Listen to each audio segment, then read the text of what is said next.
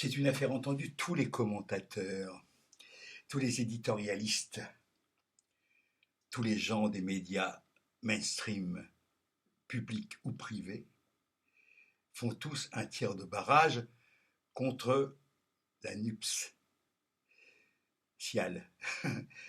Bon, d'une certaine façon, c'est bon signe.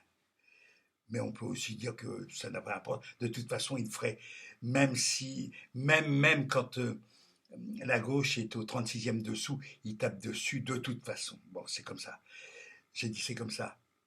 On a laissé faire ça. Hein. On a laissé faire ça. Tiens, sous Mitterrand d'ailleurs,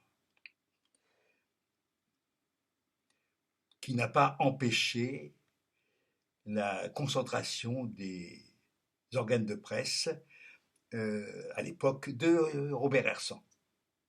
Parce qu'ils étaient en compte l'un et l'autre. L'ancien collabo Robert Hersan n'avait pas été mis en... Enfin, il a été invalidé, mais Mitterrand n'a pas insisté là-dessus, d'abord parce qu'il était mal placé. Hein. On se souvient de la franciscain de Mitterrand. Et puis surtout, au moment de l'Observatoire, Robert Hersan n'a pas tapé sur Mitterrand. Donc ce sont des renvois d'ascenseur entre gens de bonne compagnie. Hein, voilà. Donc depuis, la finance, le pognon, les grands capitaines d'industrie, qui ne se sont pas fait tout seuls. En général, ils sortent pas. C'est pas des gens qui viennent de la base, hein, d'accord. Bon, ils nous racontent des conneries. Ils ont tous un bel héritage, tous. À partir de ce moment-là, donc, la presse a été vendue au plus offrant. Enfin, voilà.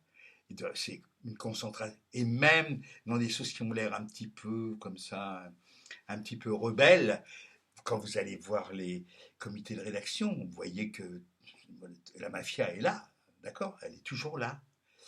Donc on croit qu'on a affaire à des... Pas du tout. Ce sont des faux-nez, des cache-sexes, d'accord. Alors, et puis alors, évidemment, il y a ceux qui se prétendent de gauche, comme Thomas Legrand, comme Léa Salamé, et toute cette équipe de gens foutres qui prétendent, qui croient, ils croient qu'ils sont de gauche, ils croient là. Enfin, pas rêver. Ce sont juste des escrocs intellectuels. Alors la question est,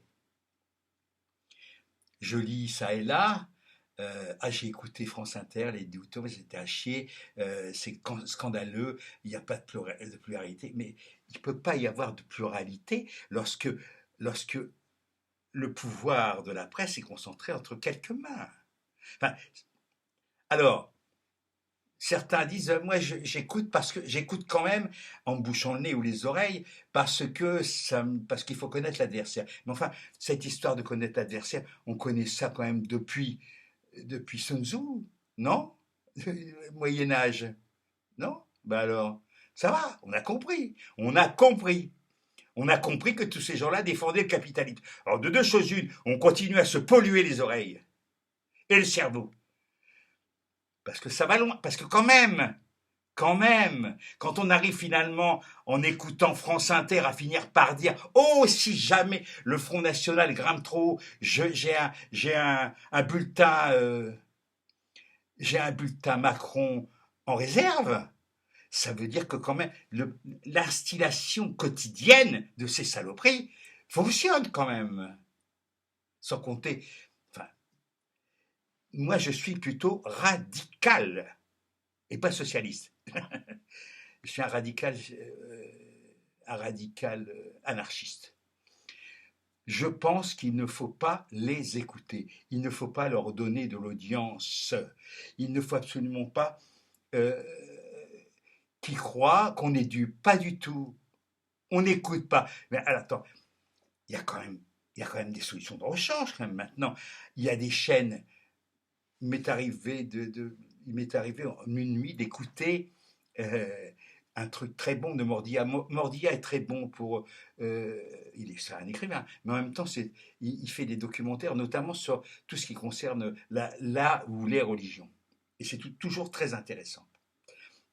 Donc j'ai écouté, je sais pas, 7-8 heures de, sur l'Apocalypse, qui ne signifie pas la catastrophe finale. Non, non, bon, voilà. C'est tout à fait intéressant. Il a fait aussi une série sur Jésus et l'islam. Il a fait Corpus Christi. Bon, moi, ça m'intéresse. Parce que, alors pour le coup, ça m'intéresse parce que ça permet de dire aux gens, aux cathos crétins, quoi, de la manif pour tous. Moi, je leur dis rien d'ailleurs. Mais enfin, ça me permet éventuellement, si j'en rencontre un, de lui dire, écoute, tu devrais regarder Corpus Christi. Hein, voilà, ça serait moins con. Enfin bref, le truc, c'est que je peux passer une nuit aussi à écouter, j'ai surtout écouté parce que de toute façon un monsieur qui parle comme ça en plan fixe ou quasiment euh, Henri Guillemard. Et il y a des tas de gens, il y a il y a les conférences du Collège de France. Enfin, ils sont en ligne, on peut aller les voir. Il y a des tas de choses de l'INA, Institut national de l'audiovisuel. Enfin, il y a plein de choses tout à fait intéressantes, utiles, instructives sur les sciences, sur l'histoire, sur voilà, partout. Mais sur les chaînes, sur les chaînes diverses et variées du net maintenant. Donc, faut pas qu'on me raconte d'histoire. Je veux dire, c'est exactement comme c'est du boycott. Mais bizarrement, plein de gens n'y croient pas. C'est étonnant parce qu'en réalité, c'est la seule chose qui fait mal au pouvoir. De le boycotter, de l'ignorer. Voilà. C'est aussi simple que ça. Mais apparemment, c'est trop simple pour les esprits savants, enfin ceux qui croient savoir, et qui finalement se gourrent, se foutent le doigt dans l'œil jusqu'à l'omoplate. C'est ça le problème. En réalité, c'est une sorte de paresse. C'est une sorte de paresse intellectuelle. Une paresse. Et puis voilà, quoi. J'écoute France Inter depuis Daniel Mermet. Bah oui, bah moi non. Bon, parce que quand Daniel Mermet a été viré, j'ai quitté France Inter. Je me suis mis sur France Culture. Et, la matinale, les matinales de France Culture sont à chier aussi. Donc j'ai dit, puisque c'est comme ça, je vais sur France Musique. Voilà, mais je n'écoute plus France Musique que dans la voiture.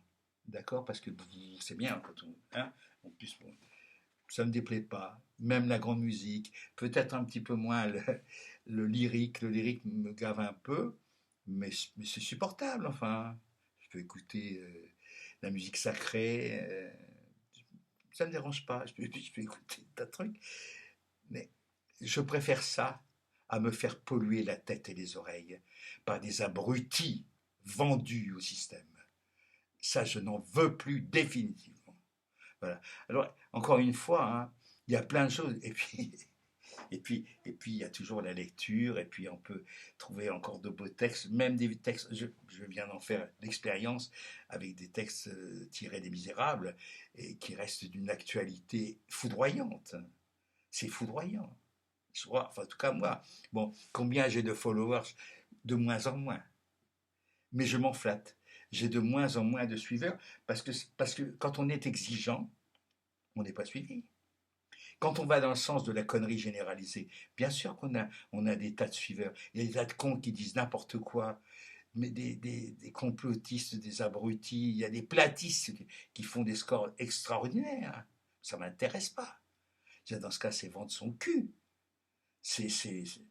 Donc je préfère, comme pour la littérature, hein, je préfère travailler pour la postérité. Hein, ça ne mange pas de pain, la postérité. On ne sait pas ce qu'elle est, on ne sait pas ce qu'elle va devenir. Il y a tellement de, il y a tellement de gens, comme disait Léo Ferré, hein, la lumière ne se fait que sur les tombes, et encore, c'est pas sûr. Et encore, c'est pas sûr. Voilà, sur ces paroles d'un optimisme délirant, chers camarades, je vous dis hasta la victoria, salut et fraternité.